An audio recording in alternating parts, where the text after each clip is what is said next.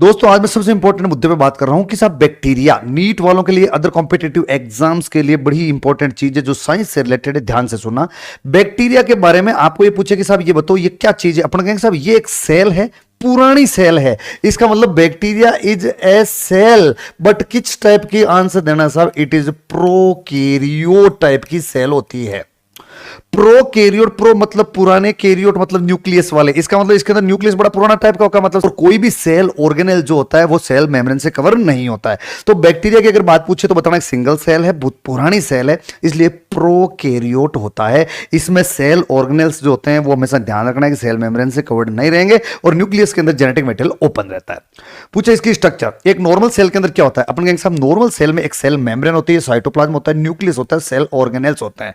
इसी तरह से इस बैक्टीरिया के अंदर भी ये भी एक सेल है। इसके अंदर एक आपको पूछे साहब यहां पे सेल मेम्ब्रेन मिलती है, इसके अंदर साइटोप्लाज्म मिलता है, इसके अंदर न्यूक्लियस तो मिलेगा नहीं, इसका मतलब जेनेटिक मटेरियल होता है, और इसके अलावा इसके अंदर दोस्त मेरे क्या होते हैं, सेल ऑर्गेनेल्स होते हैं। सबसे इंपॉर्टेंट बात ये ध्यान रखना है कि साहब इस बैक्टीरिया के अंदर सेल मेम्ब्रेन की चारों ओर एक सेल वॉल होती है, और इसके चारों ओर भी दोस्त मेरे एक स्लिम लेयर होती है। ये स्लिम लेयर क्या करती है, ये प्रोटेक्शन देती है, और सेल वॉल इसके अंदर प्रेजेंट होती है।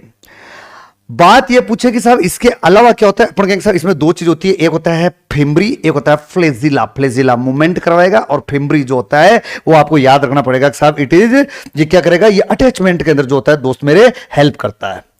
ये आपके सामने बैक्टीरिया है, एक सेल है खुली बॉक्स की तरह। आपको ये दिख रहा है इस सेल के अंदर क्या होता है, अपन कहेंगे सर इसके अंदर देखो दोस्त मेरे ये सेल मेम्ब्रेन है, इसके बाहर की तरफ ये एक सेल वॉल होती है, अंदर अपन कहेंगे साइटोप्लाज्म है, जेनेटिक मैटर ओपन टाइप का डीएनए होता है, इसे न्यूक्लियोइड बोलते हैं। इसके अलावा अपन ये कहेंगे सब बाहर की तरफ एक स्लिम लेयर होती है जो इसको क्या करती है, प्रोटेक्शन देने का काम करेगी। इसके अलावा इसमें ये फ्लेजिलम मिलती है और छोटी छोटी फिम्बरी मिलती है। बता दिया मैंने साहब इसमें काम क्या क्या होगा। सबसे इंपॉर्टेंट बात यह कि इसके अंदर ये इंक्लूजन बॉडी जो होती है क्या होती है, सबसे इंपॉर्टेंट बात है कि इसमें इंक्लूजन बॉडी जो होती है क्या होती है, याद रखना है कि इंक्लूजन बॉडी जो होती है इसका काम होता है न्यूट्रिएंट को स्टोर करना।